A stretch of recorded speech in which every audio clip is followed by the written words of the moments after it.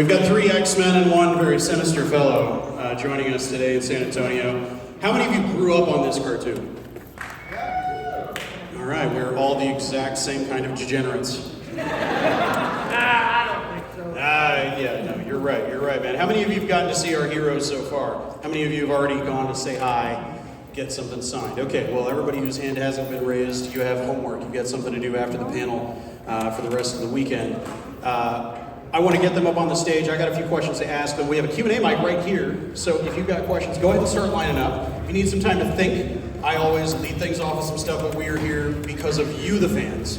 So we want to make it all about you. So get up to that microphone, ask your questions. Let's welcome them to the stage. Let's start off with the man who is the best there is at what he does, Wolverine, Dodd.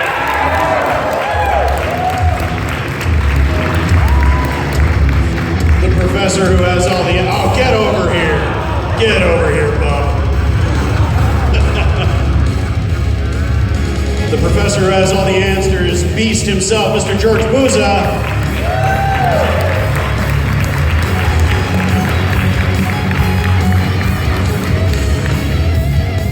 The Raging Cajun himself, Gambit, Tony Daniels.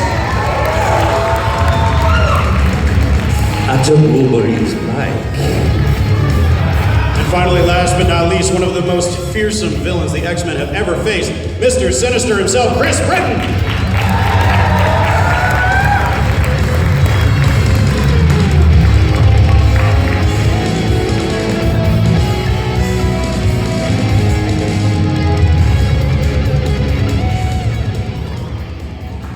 Like I said, line up at the mic if you got questions. To kick things off, Can you turn that light off? Just kidding. I just wanted to draw it right away. Causing trouble immediately. Oh yes, exactly. Oh God. They're not going to let us take this 2-man act on the road any longer if you keep causing trouble like that. How long was it between actually recording the series and realizing it had become this huge phenomenon among kids, fans of all ages? Across the U.S., across Canada, was it something that was relatively quickly apparent after the show started airing, or did it take 25 years? 25 years. Smart ass. Oh dear. Well, we didn't know it. None of us knew who the characters were in '92 when we were auditioning for the parts. None of us. They said, we want you to come in for an audition for the X-Men. Who? The X-Men. Hadn't a clue who they were. And you'd be, well, you can speak into that, George. I was Wolverine, of course. He auditioned for Beast. He didn't know who the X-Men were either. So we had no idea until after the first time I saw it animated on TV. I went, oh yeah, this guy, loved this guy, because I saw Wolverine for the first time. And I said, this is very cool. But we didn't know it was that big as it was till probably year 2. Yeah. Year 2 or something? Yeah. Something. Yeah, use that thing. You see, that's a microphone, George. Oh, I thought it was just a stick. Tony, you came to the role of Gambit later, but you were around before then, yes? Oh yeah, I was doing a lot of other parts in the show, little day parts. It was always good because I'd book like 2 or 3 in the same episode, so it was a good payday. Then when Chris left the show, I took over, and I gave him a little more taste, a little flavor of that Cajun style, you know what I'm saying? And then, of course, then Cal yells at me some swear word, but we're okay. Chris, when did you come to the show? Were you aware of it being a big deal when you came in to read for Sinister? I think I was. I think I knew this was in Toronto where we recorded it, that it was getting a lot of buzz, and there were some really talented people doing a number of the voices, and they held auditions for Mr. Sinister, and somehow I was lucky enough to book it, and I thought, oh, this is a really good series to be involved in. But this is, going back 25 years, and so, you sort of, and I was doing other things, other television and film and theater, and so, it was part of, your whole scope as an actor, but you felt, oh, this is a good series, because at the same time there was Sailor Moon and Also recorded in Toronto. Yes, and Rupert the Bear, and there was a whole bunch of other series going on, but this one, it had an edge to it. It had a real sort of excitement to it. And, as I said, there were some really talented actors involved with the show. So you knew this was more interesting than other series. Thanks for bringing up Salem. Yeah, there you go. When you say edge, are you talking about me? A certain edginess to it. Yeah, well, did I bug you? The claws was. Cal, George, you said that you didn't know the characters at all going in, auditioning for them. What did they give you? What is it that they gave you in that audition that gave us the voices that we now know iconically as Wolverine and Beast? This is what these guys sound like to us, actors who've taken the parts after you in other media, in other projects and so on, have had to get somewhere close to what you guys do because it has become so iconic. Well, I knew that it was X-Men because I read X-Men comic books. They came out in 1961. Cal probably only read like Classics Illustrated or something like that, but I was only 2 years old then. But I was reading X-Men comic books, and when they had the auditions, they called it Project X. Well, no, this is X-Men. So, if they would have called it Project Y or something like that, there might have been a question, but right away they gave it away. It's Project X. I'm reading for Beast. Right away I knew what it was, and Wolverine, I knew what Wolverine was. So unless you were not a comic book writer, Why didn't you tell me? because you didn't ask. Oh, typical. Mr. Know-It-All. But anyway, the characters were kind of self-descriptive in what they wanted. Beast was somebody who was very intelligent and erudite, and also a big badass that you didn't want to mess with.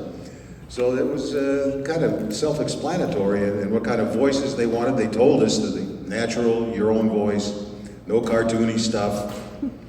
So, you just tried to develop a character around what you read on the page, and they picked whatever they liked. Were you a particularly big Beast fan, or did you become more of a Beast fan inhabiting the role? Once I got the part, I was a huge Beast fan, of course. Cal, what was it that gave you the demeanor, the feel for Wolverine that they gave you in the audition, since you didn't have George's extensive knowledge of the back catalog?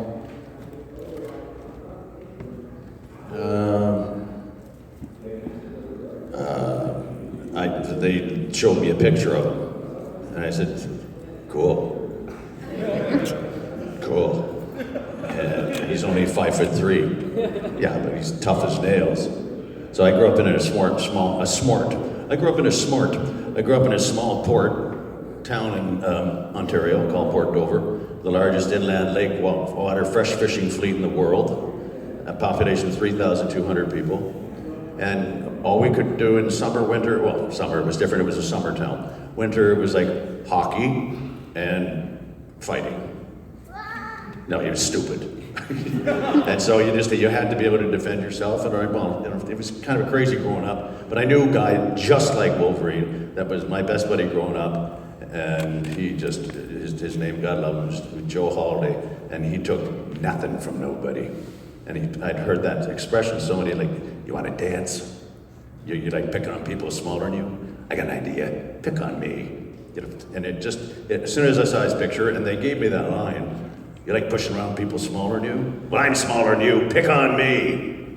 I just heard this buddy's voice. And it was just like, that was the end. They just said, okay, thank you. You can go.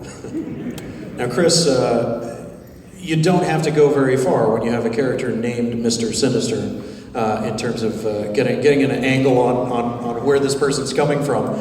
What kind of direction did they give you, if any? Did they just kind of go, here's the description, play with it, have fun with it? How did you find the voice? Well, I thought it was Mr. Sincere, and then it took me a while to get that it was Mr. Sinister. No, I sort of, when I looked at the illustration, and I sort of, I think I I must have done, a couple of variations on it, and there was probably some direction. And, I think those kind of voices, are within my ballpark, and I was probably able to, get that guy fairly quickly, especially with that name. It just had to be threatening, sinister, that guy. It's not that hard. Tony, you gave us a little bit of how you approached Gambit, following in the footsteps of another. But in the various other parts that you were playing as you were on the show before you took over Gambit, what is it that you think you did in the booth that made them, when they needed a new Gambit, they went, okay, this is our guy? Oh, I think I could naturally do the Cajun voice because I have some family members that live in Louisiana, so I called down there and talked a little bit on the phone, and it made it a lot easier. But I think having done all the other little parts and working around really good cast and some ensemble stuff, you guys didn't do a ton of ensemble, right, at the beginning? Yeah, that's the way we started. You started out doing when we first did it, the whole first season, it was all done ensemble. They got the entire cast together, and we did a 5 or 6 hour long session.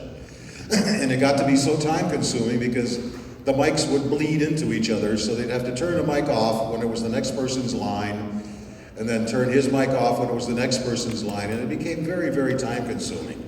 And then they started doing the records individually.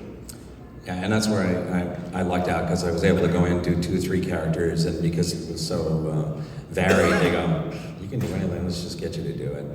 And Chris had brought up, I did over 200 voices in Sailor Moon, Jedi, Wise Man, Little Baby, that sort of thing. Don't make fun.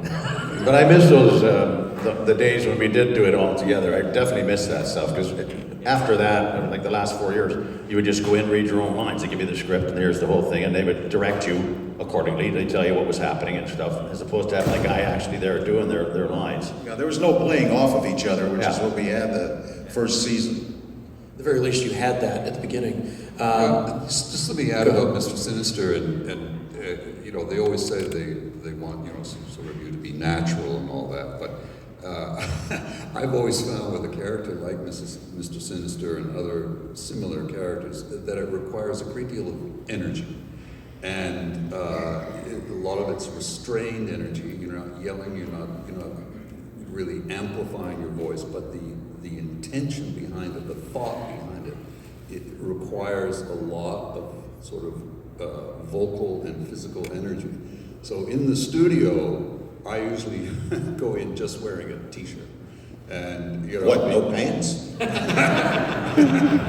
This is a very bold interpretation of Mr. Sinister. This presents a whole nother image. I know that, but that's, I found energy is really underneath a lot of that character. And seriously, I'm sorry. This is what I tried to say before, but with my brain, it just goes right through and gone. I can't get it back. So the only exception they made to the rule where we were by ourselves was when Don Franks, who played Sabretooth, God rest his soul, would come in and we would do our fighting scene, because anytime Wolverine and Sabretooth were in a scene, there was very little conversation. It was just screaming and gutturally ripping and the two of us together, and the bleeding into different microphones did not matter at that point because we were both screaming and yelling and sounded like each other anyway. Exactly. But yeah, doing ensemble is great because we're working with really good actors. Man, and you're talking about energy. The energy comes back to you and you're able to react to it and really give a good performance, and you walk away going, man, I did some good work today. Speaking of keeping up the energy and having to really maintain your instrument when you're doing these multi-hour recording sessions, whether the group recordings or after they moved on to the solo recordings, how good were they at keeping that yelling, screaming, bloody, mess kind of stuff for the end? Lots of bourbon. Lots of bourbon. Lots of bourbon just kept the X-Men factory going. No, I mean, did they take care of you guys in terms of the way that they scheduled that, or did it kind of? How, take us inside the booth. What is the experience like? Because we see the end result, and I think the making of the sausage, as it were, is something that we don't get as much insight into. Dan Hennessy, who was our vocal director, was a great voice on his own, and he was directing us. And he would, and answer your question, he would wait because he knew that I had a fight scene coming up with Sabretooth. He'd say, "You better get your regular stuff in, Wolvie, because you're going to won't be able to talk after this, for the last half hour, because like I said, it's just screaming and the two of us." And you would literally walk out like, Yeah. Yeah, they always left that part to the end, so you didn't blow your voice out.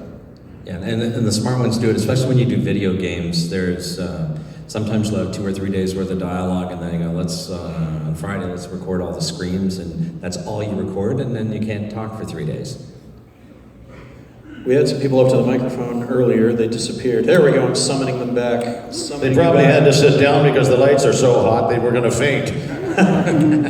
I can't see them anyway. Oh, yeah. How do you do, gentlemen? Hello. How y'all doing today? Very well, thank you. Well, first and foremost, I do want to say that I admire all of y'all for what you guys did in the X-Men TV series because of how you're able to channel those characters, and that's how I work. And I have to admit, I grew up with the series myself growing up, and of course, it's something that I enjoy as part of my childhood. And I think that y'all are aware that before the TV series ended, there's been a movie version, several movie versions of X-Men, and I'm sure that you guys are aware of that and seen that. But I'm also curious to know from all of you in this table how the X-Men series has affected y'all as far as fans. In terms of their interactions with the fans, or Well, all of the above, and also from fame, because as you know, we only know from the voices, but we want to know who are they behind the voices, if you know what I mean. Gotcha. So, I mean, how being associated with these roles has affected you in terms of fame, in terms of people knowing you from them? I mean, you know, did you guys have much awareness of the fans? George said it took 25 years. Well, first of all, the producers are never going to tell you that you are an enormous success, because then you're going to want more money. So they keep that a secret. And keeping people down and in their place is their job. So we didn't really know until we knew that it was successful because we were in our 5th season. But it was dicey after the first one. They wasn't sure that we were going to go to the second. And in terms of the fame, well, that's not something, because as a voice actor, you don't really know, or the people don't really know what you look like. So you could be walking right next to them, and they don't know that you were Wolverine or whoever. When you do live action stuff, they sometimes recognize you and they go, "Hey, you look familiar." And I just say, "Well, maybe we did time together." And I love Beast making a jail joke. yeah, How much of that first season were you locked up for? I was locked up for most of that first season, which made me very unhappy, because all my cohorts were working their buns off and I was sitting there doing nothing. And it wasn't until the end of the first season that I finally got out of jail, and then I kind of joined the rest of the guys, and I was able to do some regular work. But the fame is something that is so passing. I mean, especially in Canada, where we don't really have a star system. Well, we had Cal. You look familiar, but they don't know that's from TV or wherever. You know, it could be you're the guy that runs the corner store. There's a star. Yeah. There's a star system. No, there isn't. Where is that? Well, partly in Canada, but here. But In America, there's a star system. I gotta tell you, I was a smitten little kid because I got to go to this place called CTV, and they had this show called Circus, and the star of the show was Cal Dodd, and he was. I was enamored because he's such a great singer and performer, and so when I got to work with him on X-Men, he went, "Who are you?" But to get back to all the. I think that's why we like doing the cons, because we get to meet you guys, and being voices and being in the background, people don't know who you are, they know your voice, and it's nice that you guys come out and support and love, and thank you. This is our reward for all those years that we did the show that never really got any personal gratification from the fans. These cons now show us how much we meant to the people that watched the show. And we thank you for being fans and for being here. And without you guys, we wouldn't be here. So thank you. And also in Toronto, this just blows my mind. In Toronto, because that's where we're all from, we have never ever been invited to the Toronto Comic Con, ever. Because they don't know Write the that we're all letters. Canadian. And then you say X-Men to them. We've said, Eric and Julia from LA, the producer and writer who wrote the book previously on X-Men, we arranged a whole X-Men reunion, and my wife Donna looked for a venue to hold it. We had the venue and everything, and the people, comics, books, stores were in on it, and they said, X-Men, what's up with that? Like, why would we do that? It's not. And I tried to get into current. it. I couldn't believe that they didn't want us at their Comic-Cons. Yeah. Didn't want it. No. Texas wants them though. God bless Texas. It was a great question. Next up. Thank you. Hello, it's very good to have all of y'all here. My question is, if y'all had powers in real life, what would it be? Pick your superpowers. If you had superpowers in real life, what would your superpowers be? Well, I always envied him being able to heal so well. But being invisible has got some real pluses.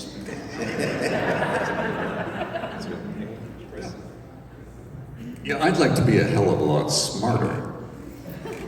I'd like to have a really superpower memory. That's what I would like. You don't want a superpower, or do you have one?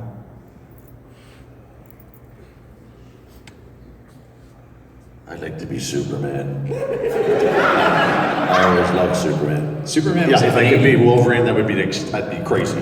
Well, of course, I'd be 182. But he heals himself, and that's terrific. That's good. I like that. He can't fly. I Even learned old that I Rogue could- did all the flying for him, picking him up. I learned I could fly in the 60s. Oh, you did. I'm really glad that so many people got that immediately. Do I have one? Yeah. I I don't know, Tony, do you? Someone say fly. fly. He's already there. Because I used to have recurrent dreams of flying, and that would be a wonderful superpower to be able to just lift up. Actually, it would have been a nicer way to get here than how we got here. Yeah. We left Toronto we were up at 6, George was up at 5. He comes over to our place, parks his car in our driveway, and we go to the airport. And the flight was leaving at 12:30. And so we had to be at the airport at 9:30 because for some stupid reason you have to be there 3 hours because we're flying across the border. So we're there for 3 hours and we take our flight. Gotta get over the wall. Supposed to go to Atlanta. We're almost in Atlanta. He said, oh, geez, no, we can't go there. We're going to have to bypass because of the storms and the weather. So we're going to Lexington, Kentucky. Oh, perfect. So that's where we landed there, refueled. Well, we watched every passenger on the plane take a leak back past our seats because we were in the back of the plane. And then we take off after about an hour and a half, fly in to finally get here. Did we see? That was right after We got into Atlanta, and then the then plane left without us. Yeah, we missed our flight, so we had to wait for, I don't know how long it was. I had 3 peas, like 3 pisses. So then we got on the next flight. Well, a Wolverine likes to pee, Yeah. We got on the flight and we finally got here at 11:10 p.m. We were up at 6 in the morning. So I'd like to fly. Be able to fly. Thank you very much, Chris. That's all I got to say about that. For me, I just want to be able to heal other people. And I think, if we believe in what we do, we kind of do that in a way. So that feels kind of cool. Thank you. I had to have the right answer, otherwise I'd suck. Are you back again? Yeah. Oh my God. Yes, I know you gentlemen have seen me. My question to you guys, there was an episode many years ago when there was a Spider-Man X-Men crossover. What was it like working with Christopher Daniel Barnes on that episode? Did Christopher Daniel Barnes from Spider-Man actually we couldn't come out to tell you. LA, or they recorded you guys totally separate? Totally separate. We did our part on our own in Toronto. Never had any contact with the Spider-Man cast at all. There we just Except for the here's your Spider-Man lines. We share the same director. I gotta get some hearing aids. No kidding. Donna? Hi. I'm back. Okay, so my question is for all of you. Do you have 4 dimples? You still have them, don't you? Yeah. Yes, you do. Okay. Okay, so Calm my down, question. Cal, your wife's here. And your cousin. Okay, so, She does. She has 4 dimples. Two where they're supposed to be, and then for some reason she's got some up here. They're cute. But go ahead. Okay, compose yourself. I'm gonna come down there in a minute and kiss you again. I promise we'll leave you alone in a second. Come on. Oh, I got boots on. I'll probably fall down and kill myself. Do you have a question? You forgot, didn't you?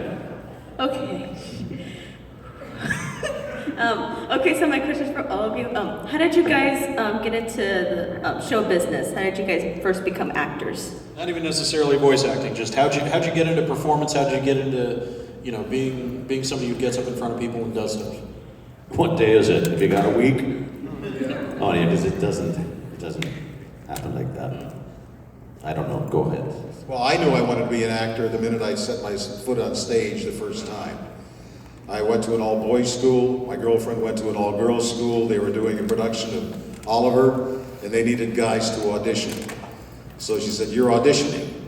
Oh, okay. And I went and auditioned. I got the part, and the minute I set foot on stage, I knew that this was where I belonged. No question. From that moment on, I pursued acting, took it in university, and did everything I could to do it professionally. As a teenager, I was interested in acting, and I started studying at night. And then I was sidetracked a bit because I was invited to join a modern dance company. And then, in the early 70s or late 60s in Toronto, if you were a male and you even had just one leg, you would be invited to join a dance company. There were very few men who were involved with modern dance, I can tell you. So then I went to university and was in the dance program, and then I switched to the acting program. And at that time, the goal for actors was to go to the Stratford Festival or the Shaw Festival, which I did, and then after that, sort of the film and television business in Canada was growing, and you branched out, and then I got involved in voiceovers, and so that's how it evolved. But you have to want to do it deeply. I mean, most people drop out by the time they're 30, then 35, and if you're still in it by the time you're 40, then you know that you're committed. I did my first voiceover when I was in grade 6. And actually, my voice didn't really change from there. I swear I had a froggy voice. It was even deeper. It was like down here. And then I studied opera for a bit to be able to up my game. And I was playing guitar all the way through. And I was playing at a nightclub. I was 11 years old. And this guy came up and he goes, "I want you on my radio show." And I went, "Oh, cool." So I went over and did his radio show. And I went, I want to work part-time here. So I became an intern. And then from there, I got involved in acting by accident. It was a friend of mine had a small theater company and said, "Oh man, tech stuff, come out and help." And I helped, and then he says, "We're doing another play next month, so you're in it." I go, "Yeah, I'll bring the tech stuff." He goes, No, you're in the play." And that was it. And then I fell in love with the stage as well. What made you want to get up on the stage and perform, Cal? I had to go to the bathroom. No, I have to go to the bathroom right now.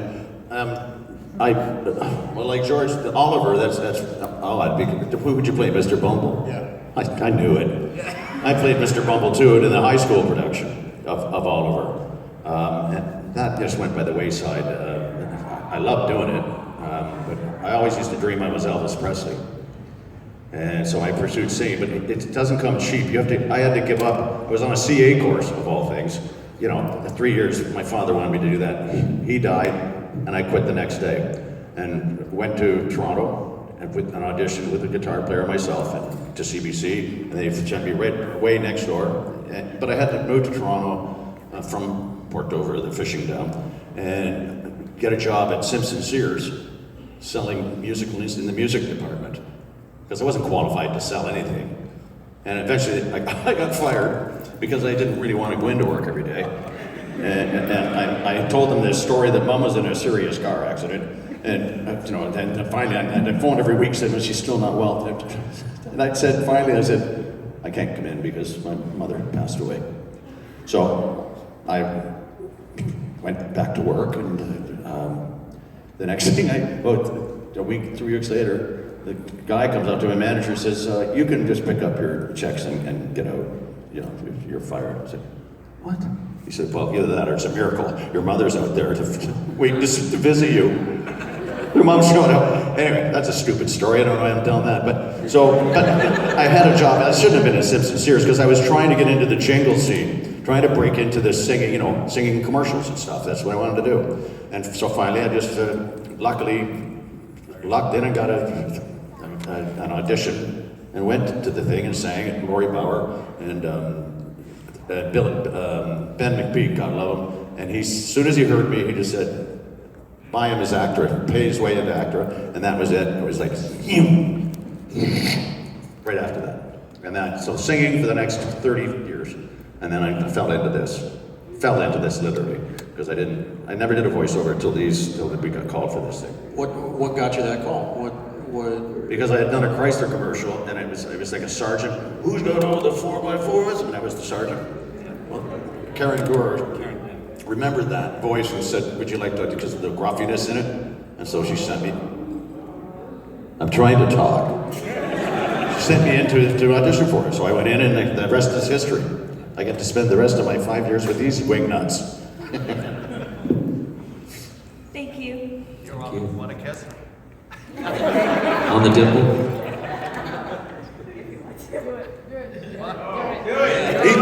Do it. Come on. There's no stairs. Oh no, now he's gonna fall. There we go. Healing factor transferred. Now you have superpowers. Good job. Hello guys. I just want to say thank you for coming to Comic-Con for San Antonio. Since I was a kid, I was really happy. And especially wanting to meet you, Gambit, since you're my absolute favorite. Sorry, Wolverine. Thank you, Cher. The question I have for all of you is, were you guys happy with the roles you got for the characters, or did you guys want to do another character? I wanted to be Wolverine. I think we auditioned for everybody's parts. They all wanted Wolverine. Yeah, we did. They did, he did. I know Norm Spencer did Cyclops. And with the Norm, when we were working together, it was just hilarious with him. Because he teacher's pet. Pretty boy. Out of the way, Gumbo. I wouldn't prefer to be anyone but who I am. Yeah, I'm glad that you guys got your roles, because then it wouldn't be, it would be the same. Thank you. Well, thank you.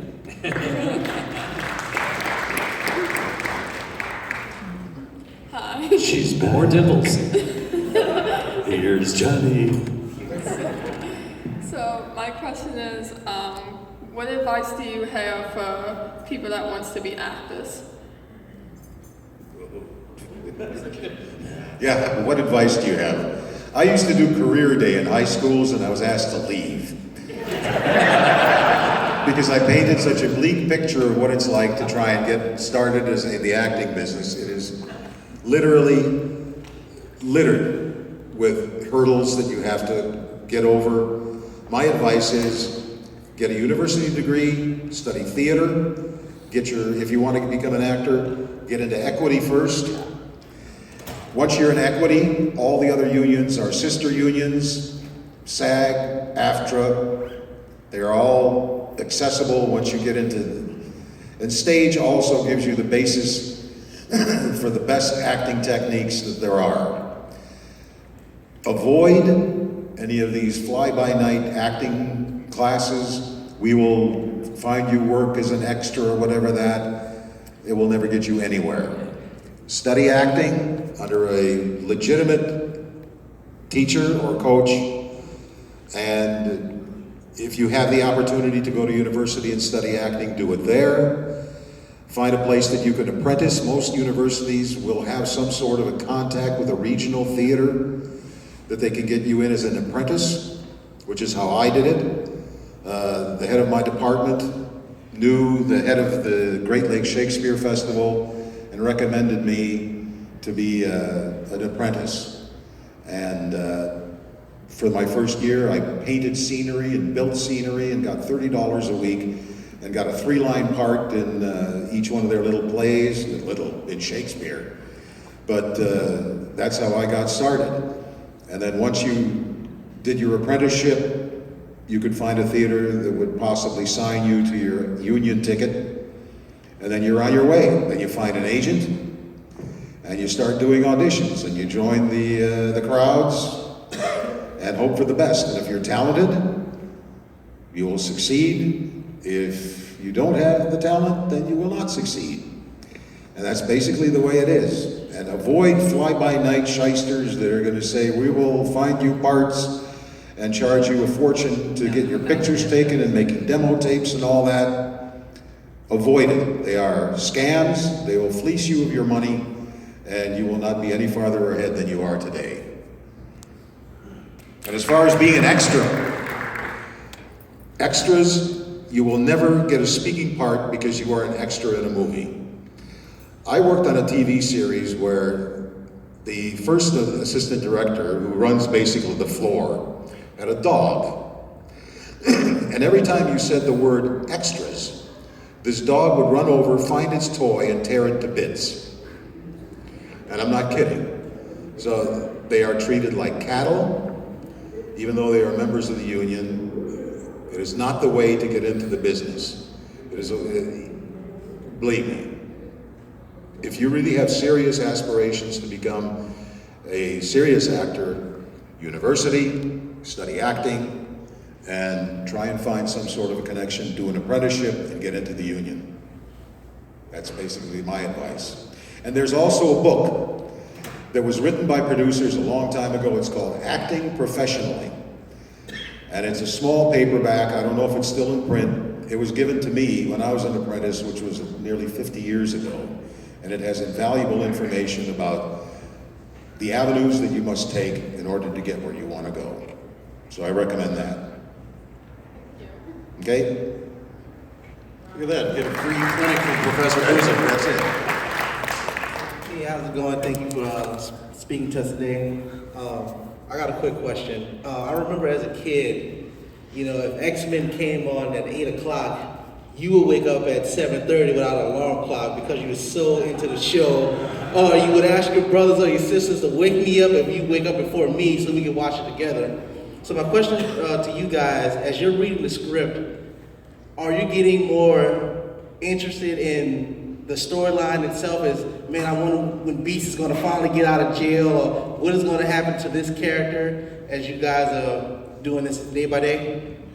Do you find yourselves getting more into the script as George, you were a fan going in, of course. Oh, absolutely. We were always anxious to see what was going to happen next week.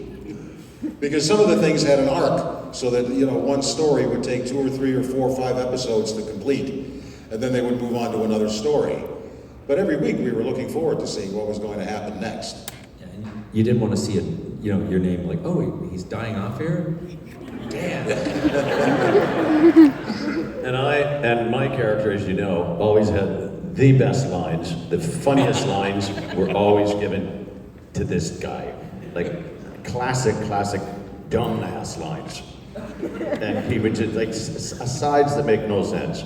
Like they're looking for Jubilee, and then he jumps down from a tree, and he's on his haunches. They ask him, did you find her? No, the set went cold out by the thing. And then he just turns around for some ungodly reason and says, got bit by a dog too. Like, who asked you?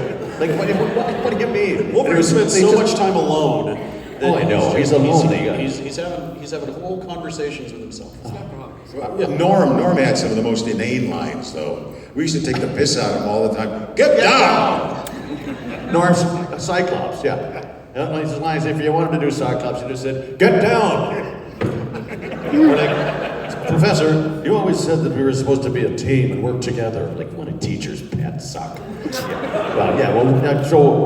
where's Wolverine? Professor, where's Wolverine? Oh, I don't know. He's off running around doing his own thing. Like, these were Norm's lines, but he was just a little teacher's pet.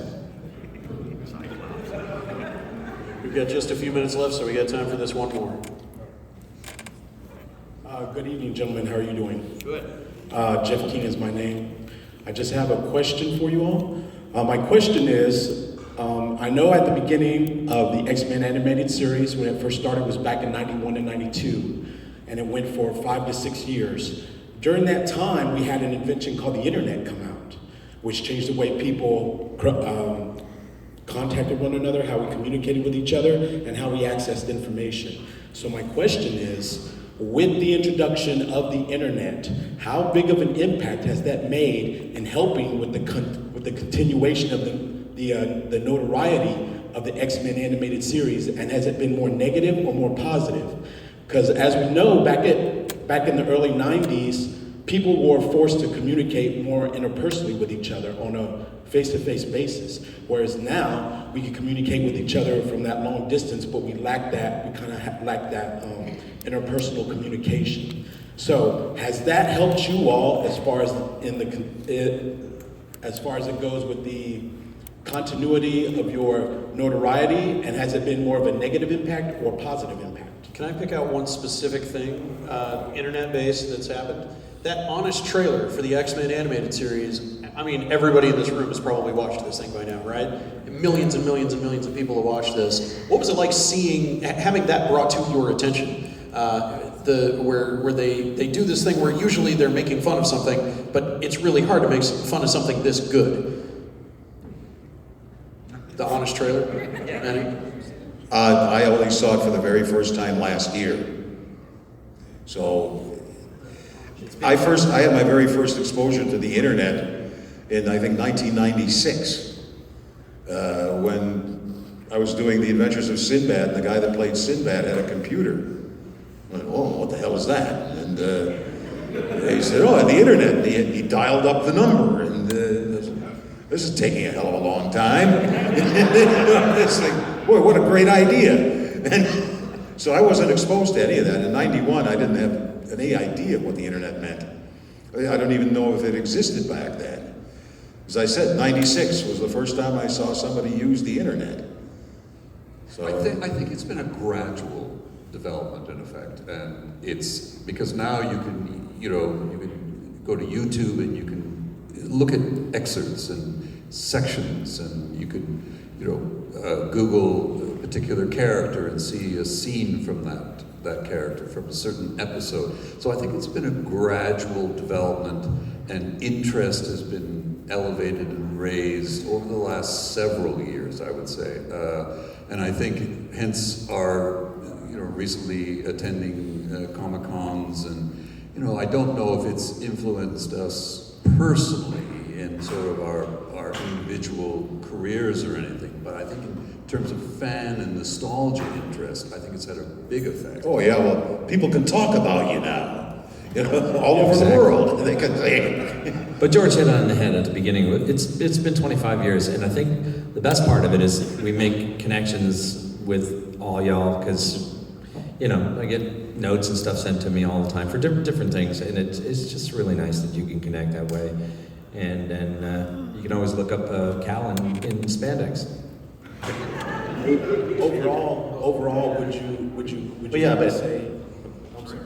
But overall, would you have to say, because of the advancement in technology, the younger generation is now introduced kind of to the foundation, the basis of where all this X-Men phenomenon came from, along with other things in pop culture? Oh, absolutely. Yeah, and I love the fact that we can be in touch with any of you people, which just still amazes me, like that on Twitter.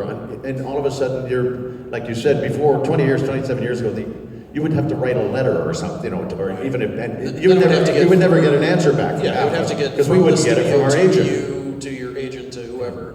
Yeah, no, Too but many now you filters can in just, place. it's wonderful on Twitter and on Facebook. Like, I've made so many friends, Sarge, Big Sarge and his family and stuff from Austin, and my niece. They got me calling you my niece, my cousin, but it just makes it so much, you can have all these followers and you can talk to them about the show.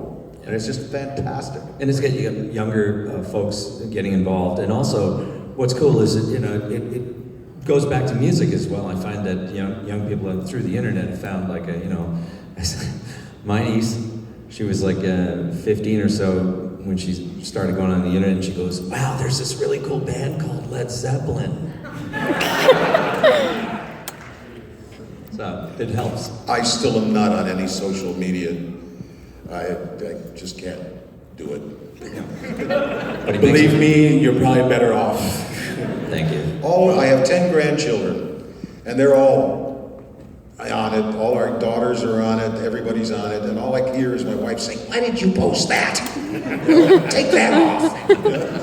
So it's better for George to let other people get let that other heat. people do it all.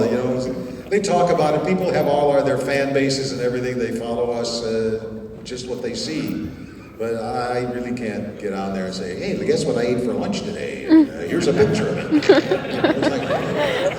Okay, thank you, gentlemen. Before we close things out, Now wait a minute, just a minute. So I didn't realize this was there because I'm talking to people and it's like looking at someone at someone's forehead when you're talking to them.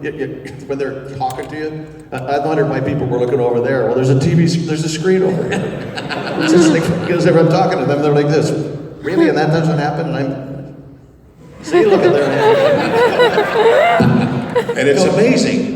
It does it up there exactly what you're doing up here. The technologies are amazing. I've got a couple little housekeeping things before we wrap things up. Up next here in this room, Richard Horvath from Invader Zim. He's going to be on the stage here in just a few minutes. Then at 6, we get the costume contest. You guys are here tomorrow too, right? Yeah. Yes. Before we hopefully don't send you home on 6 different connecting flights, right? To wrap things up, the group of you have only just started doing these conventions. You've only done a few of them so far. What has been most striking to you about interacting with the fans? What is it they're bringing from their side of the table to you that has surprised, delighted, shocked you? Pick your They adjective. like us. They really like us. There's that. And also, I think I've had a lot of. It's really cool to be in Texas again because we have a nice following here. Texas is amazing. It's true. I'm not even lying. I have some friends that had a rock band in the 70s or 80s in Canada called Triumph, and their big hits came out of Texas. So I'm like, I called Uncle Ricky the other day. I go, "I'm going back to Texas, man, where you made it."